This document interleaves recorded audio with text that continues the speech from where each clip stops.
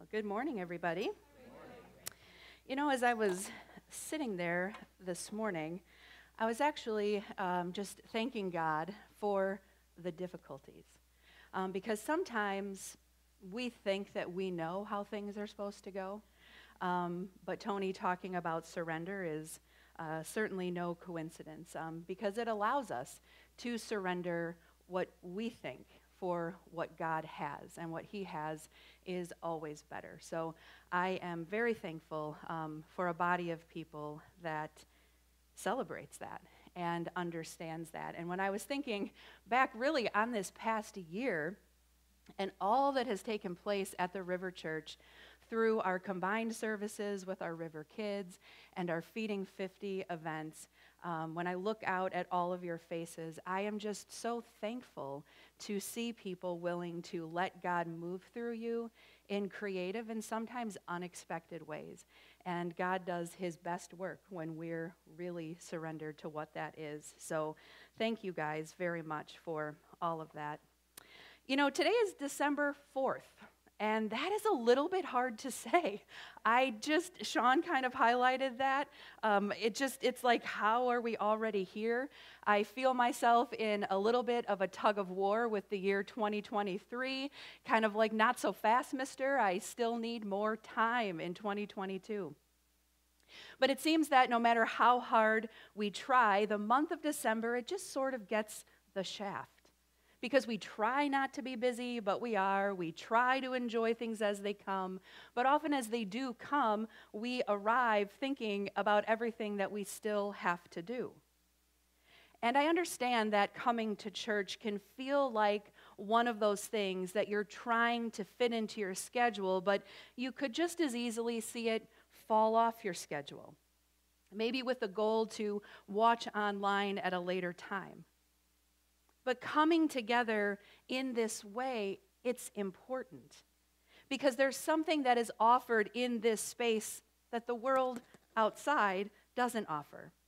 And even watching online doesn't necessarily offer, and that is community and fellowship and understanding and growth and opportunity to intentionally have time to set aside all of the things that we carry so that we can draw closer to Jesus.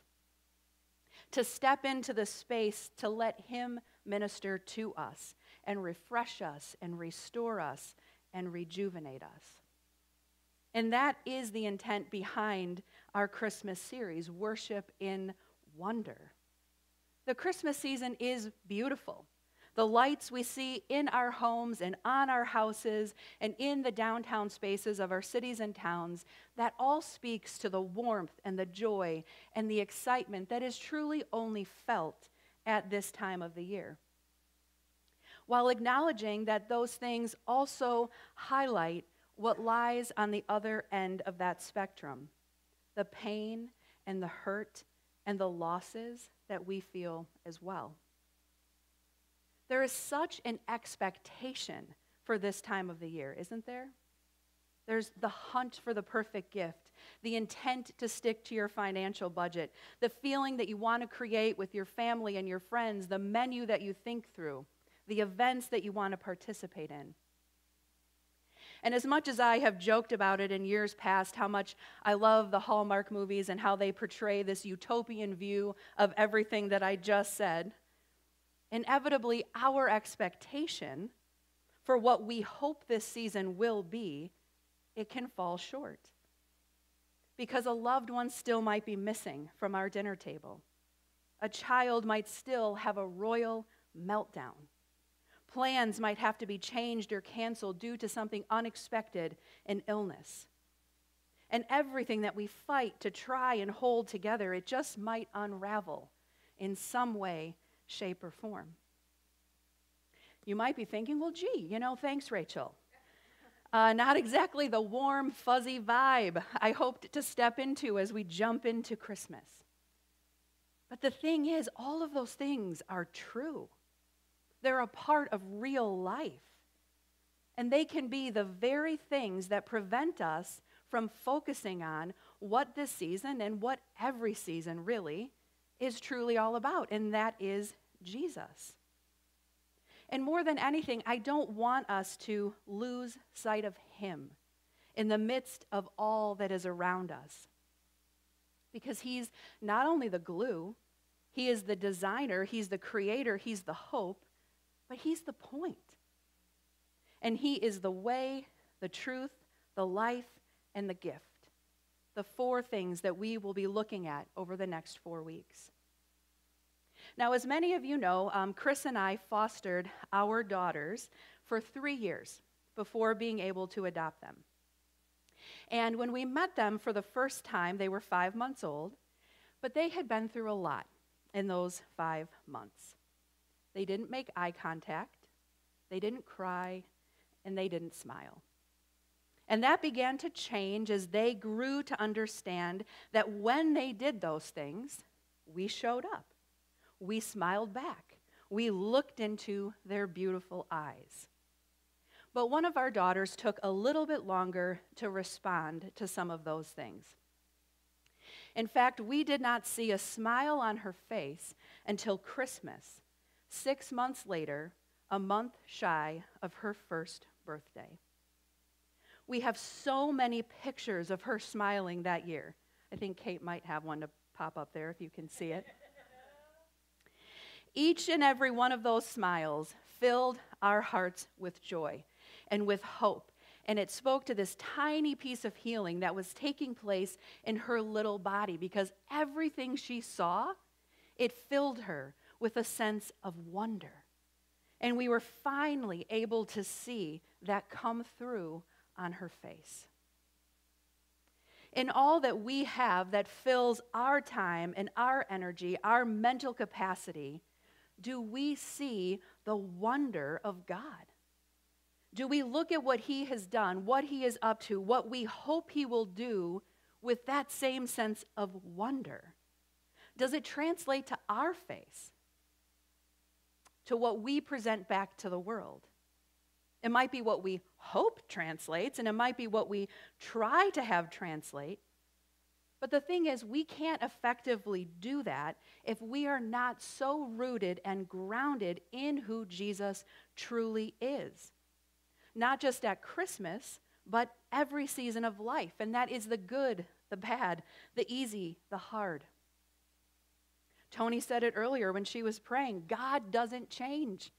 He doesn't move. He's the same. And what he's consistently offering is a path to him for us to experience all that he is and all that we can be because of him. So we have some super talented and creative people in this space. We have people with an eye to see something that isn't necessarily what it can be. Repurposing things that, once were something into something once again. Maybe it's an old dresser, a shelf, a scrap of material. I think of what Michael Crane does in kitchens, remarkable things. But have you ever tried to make something be something that it wasn't supposed to be or couldn't effectively be? It's like a repurposing fail, if you will. Now, I understand that beauty is in the eye of the beholder, but we are going to take a look at some repurposing that took a rather interesting turn. So the first one that Kate's going to put up there, we have a bunch of pairs of jeans turned into couch. I mean, jeans are durable. It's not a horrible idea, but it's unique. All right, this next one, it might be a little bit hard to see. Oh no, she did wonders. That is an old Nintendo machine that was transformed into a lunchbox. So imagine being that little kid lugging that on the bus. I mean, it's cool, but it's probably pretty heavy. This next one, I think, is fascinating because, you can go to the grocery store and just fire up the backyard barbecue and you've got your grill. The next one, I think, is pretty cool. Computer tower, turned mailbox. I thought of you, Sean, actually. I thought you might appreciate that. This next one is completely creepy. Can you imagine waking up in the middle of the night and forgetting those doll lights were on? All right, and this last one, you might be thinking, is that a black granite clock? Oh, no. That is a pizza, completely burned, turned into a clock. So, a culinary class gone really bad. I think that was the description of that picture. So, some of them are pretty creative, even if they're not your cup of tea or they wouldn't fit into your decorating palette. But it's one thing to take an object and manipulate it into something that you think it could be or should be. But I think we would all agree it is an entirely different thing to do that to a person. Try and transform them, repurpose them into what we feel is best for us. And yeah, it might work for a while, but I think we all know that nothing lasting comes when we do that. Relationships don't tend to survive under those conditions. I mean, healthy ones anyway. But what happens if we try to do that to God? If we try and repurpose Him, what He said, what He did, maybe to fit a narrative that works for us, for the time that we're living in, for even a season of life that we're navigating through. See, we can love that version of God. We might even prefer that version of God. But what we're actually doing is attempting to repurpose the very purpose we are here at all. And while a lot of things can be made better a few versions later, God isn't one of those things. So typically during the Christmas season, and rightly so, we center our thoughts around the events leading up to the birth of Jesus, the wonderful counselor, the mighty God, everlasting Father, and Prince of Peace. It is a precious time, remembering what God did in sending His one and only Son as a baby to redeem the lost and broken. The truth is, without this event, it's impossible to imagine what the world would be like. How would the world function? Would hope of any kind exist? Would there be order of any kind? I mean, without Jesus, the answer to those questions would be no. Because even though we have a choice to believe in Him, to commit our lives to Him, His presence is still here. We don't know a world without the presence of God. No one does, whether they realize it or not. He is still working behind the scenes, a little nod to Esther. He's working to call us to Him. If He never came, more than likely, you and I wouldn't be here. And if we were, the world would be a very different place. But the reality is we are living in a world where the idea of Jesus is shifting. And if you think it's always been that way, in some ways that is true. But there is a shift even in the church that is taking away the truth of who Jesus is, highlighting the parts of Him that are preferred so as not to offend or divide. And therefore, it doesn't create within us this desire to rid ourselves of the things that are separating us from God. If we're told anything goes, then if anything comes up against what someone believes is their truth, well, that can't be tolerated. So Jesus has become more of this nice guy who did some cool things, but not necessarily the way, the truth, the life, and the gift that God purposed Him to be. Because the world, it is filled with people who are navigating life without God. Therefore, they are without God's hope, His purpose, passion, and guidance. And if our greatest and most true and genuine source of those things can only be found in God, searching for those things anywhere else will only perpetuate the feeling of loss and hopelessness that we try so hard to escape. So John 14:6, when Jesus was speaking to His disciples, He said, "I am the way and the truth and the life. No one comes to the Father except through me." See, the design of this series, it's not one that we came up with because we had this stroke of genius hit us. The design of this series came from Jesus' own words, from the declaration that he made about himself, and the good news that he offers to anyone who chooses to believe in him, because we don't have to then try to figure out how to be good enough or smart enough. We certainly don't have to have it all together, but we do have to have faith, and we do have to offer up trust that what Jesus said was true, that he has provided a clear path to God. He has provided the way by the truth to offer us the life through the gift of his life. God has a plan for your life.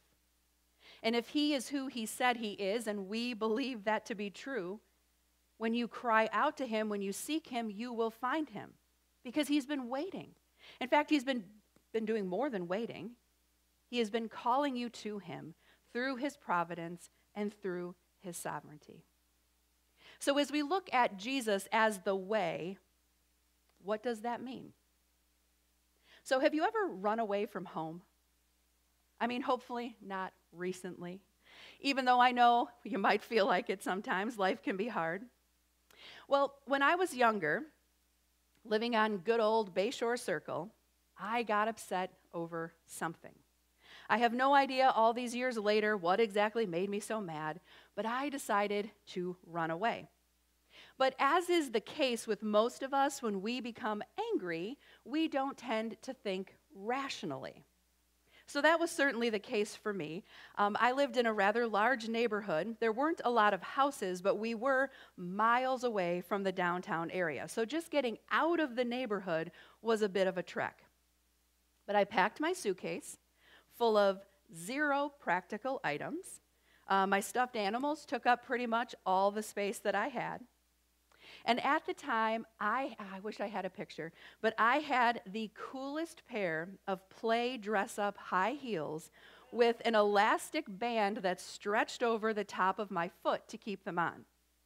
I mean, I couldn't leave those behind for my sister to snatch when I was gone, so those were the shoes that I chose to wear. So imagine 7-year-old Rachel lugging her suitcase down the stairs like plunk, plunk, plunk, pausing at the front door with one last longing look to see if anyone would try and stop her. No one did, by the way. And I walked right out the front door, down our driveway, and to the corner where I decided to make a left, which ironically led to a dead-end street. But halfway down the street, to my immense frustration, the elastic strap on my shoe broke. So I sat down on my suitcase, wondering what my next move should be, sort of tapping my fingers on that little pink plastic. But then hunger took over. I didn't pack a single snack. So I stood up, I dusted myself off, I hobbled home on one shoe. I never said I was smart. And I lugged that suitcase back up the driveway and through the front door. Now, I'm not going to lie.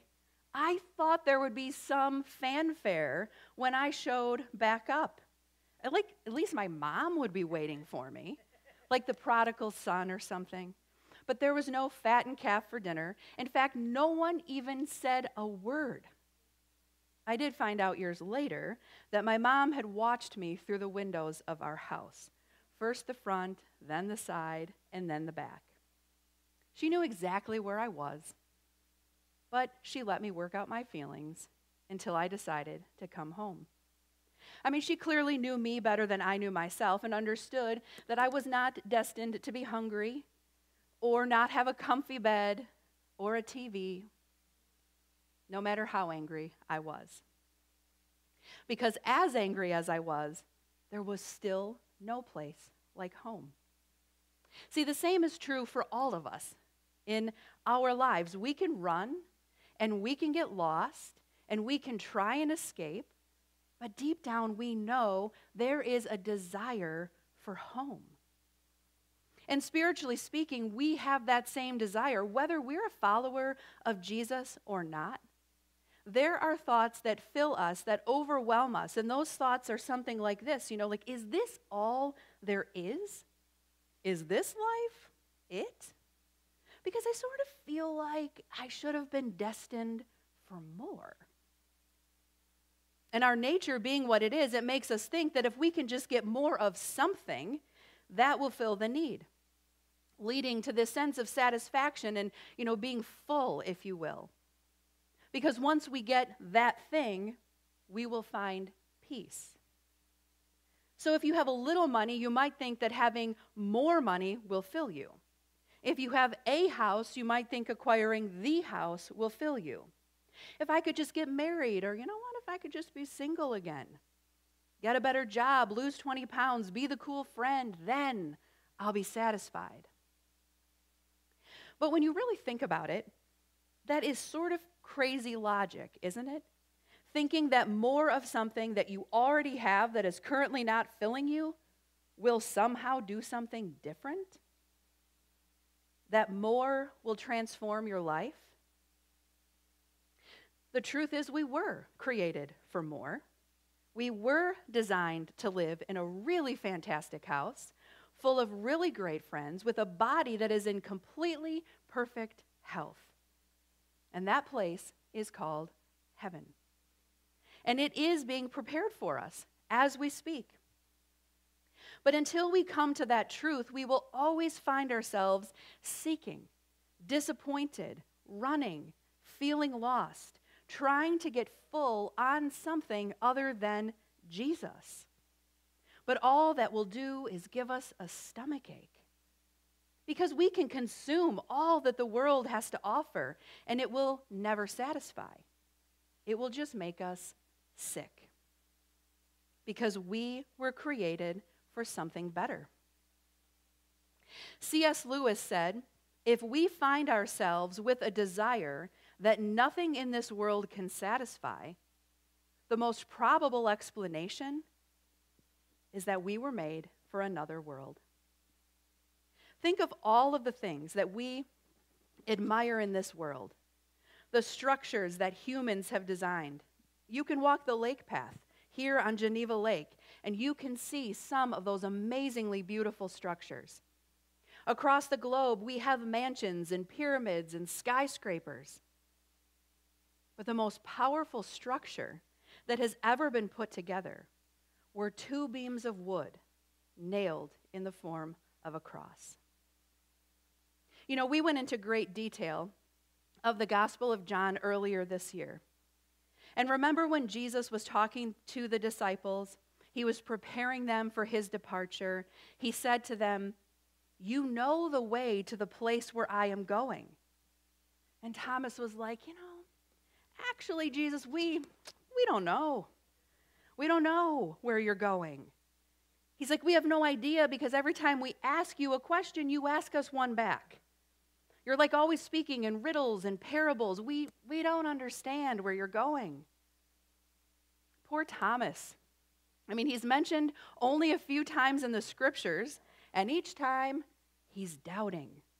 We will forever know him as Doubting Thomas. Imagine being known for all time as the thing that created a separation between you and God.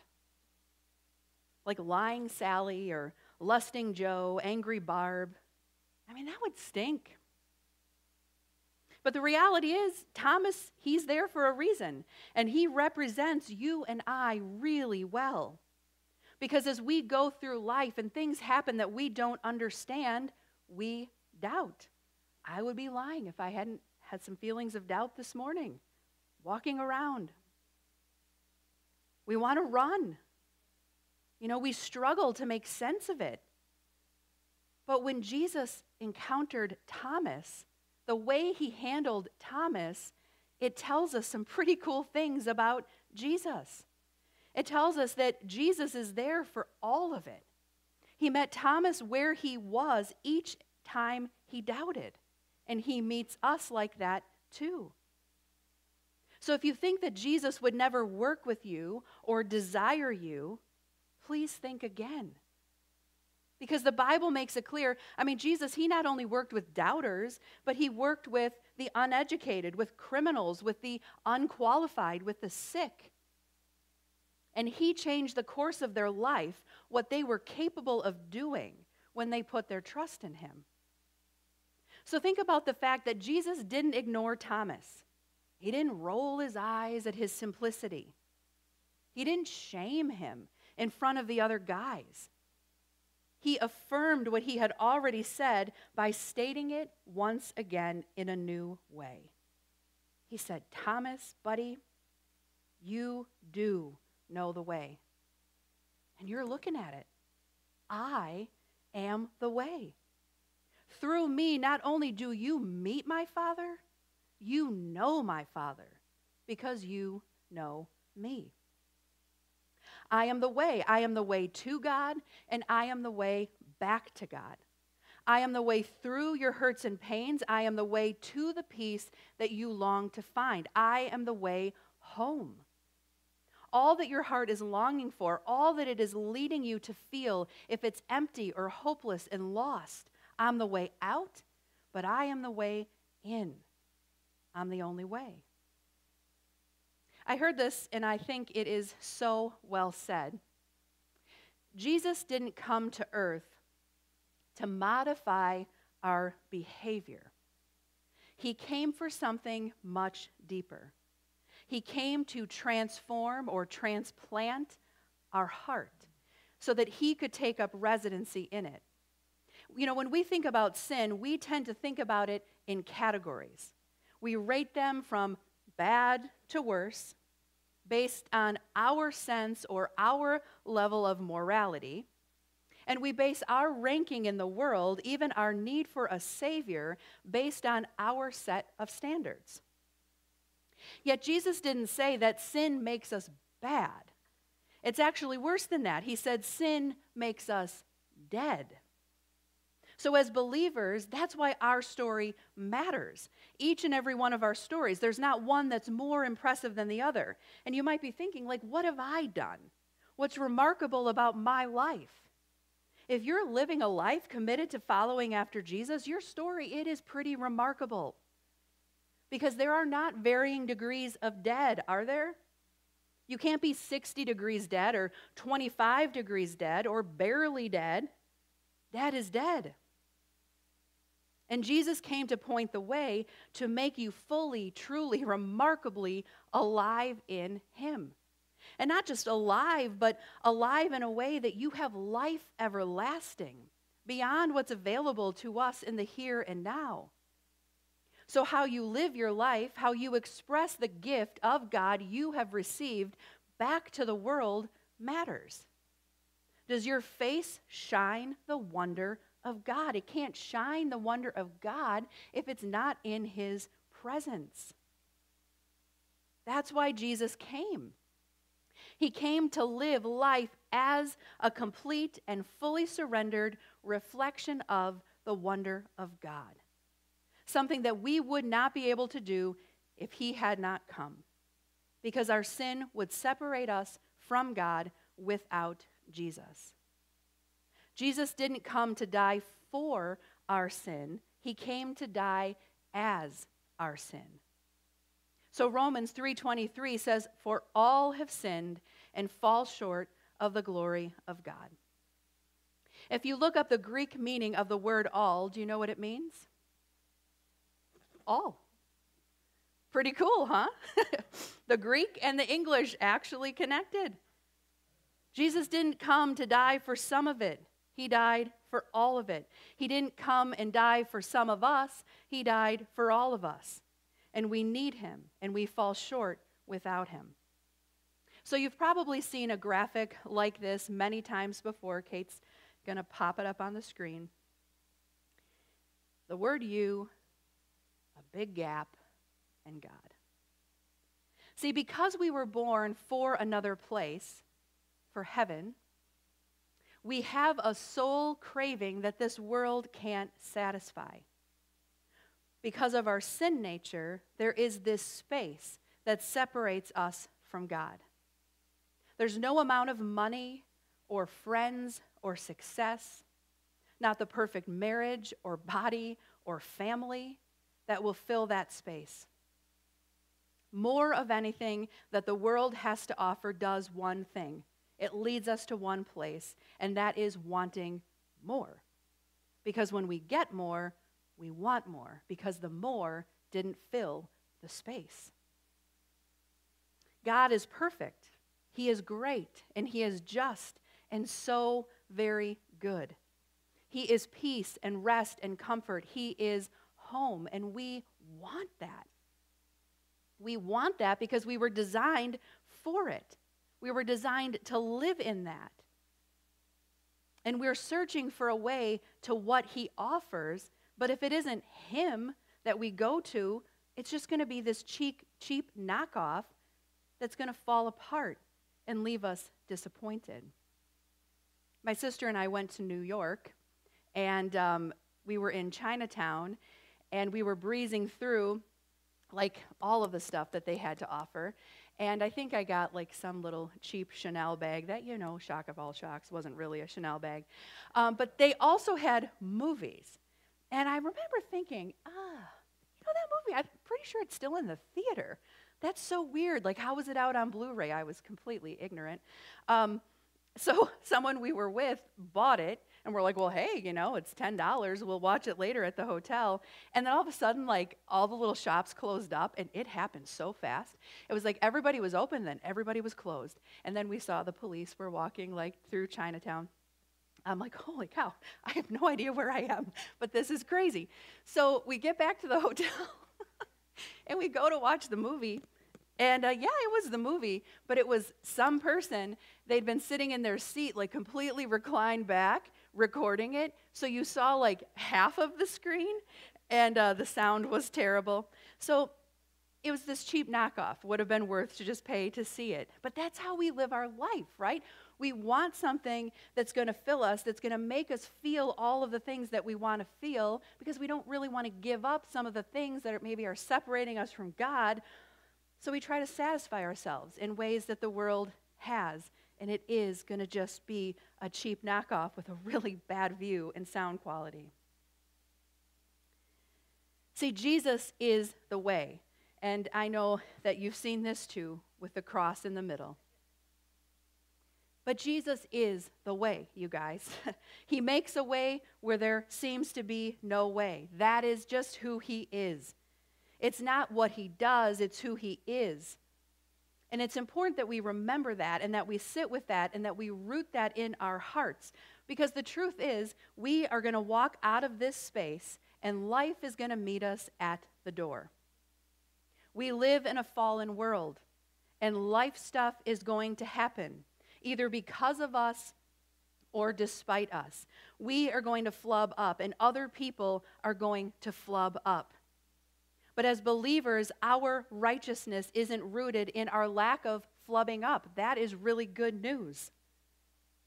Our righteousness is rooted in us getting back up. And we only get back up through the grace of God available to us through the work that Jesus did on the cross. I know that there are hurts and there are pains in this space.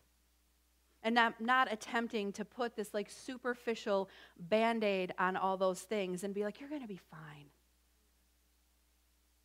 But what I am doing is highlighting what Jesus said that he is, so that in all that we experience, that we would feel the wonder of God blanket over you. He is so big and so vast, and we are so small. And I just envision like tiny little 7-year-old Rachel running away and just the loving arms of Jesus laying across me. It doesn't matter how old you are. We still crave that. We still want to be in the loving arms of our Father. We need to know who God is so that we can allow him to fill us, so that his strength can lead us, that his peace will sustain us, and that it is his life that allows us to put one foot in front of the other. That we will remember that he is the way. When there seems to be no way, he is the way to God. Let's pray. Lord Jesus, we come before you this morning, and I genuinely thank you for the difficulties. because nothing that happens escapes your mind. You're not thrown off by things not working or things breaking or whatever it is that we experienced on our way here this morning or even here this morning. None of it throws you. And I thank you for that reminder that when we surrender what we hope for what you have, it is always going to be better. Each and every week we come before this table and we acknowledge that you chose to surrender your life out of obedience to your Father for us. While we cannot comprehend what that was for you, and truthfully, we can't really comprehend what that means for us, we thank you. We thank you for the things that you have spared us from that we don't even know. We thank you for the things that you have walked us through and are walking us through, and maybe we are not even aware of that either. But you are the good, good Father. You are the way. You are the way home. And we remember that today as we celebrate with the elements at the communion table. On the night that Jesus was betrayed, he took the bread and he broke it and he gave thanks and he said, "This is my body broken just for you. Every time you eat this, do so in remembrance of me." And in the same way, he took the cup and he said, "This is my body shed, my blood shed just for you. Every time you drink this, remember me." Jonathan and Cheryl are going to come forward and they're going to lead us through communion. When you are ready, please feel free to come forward.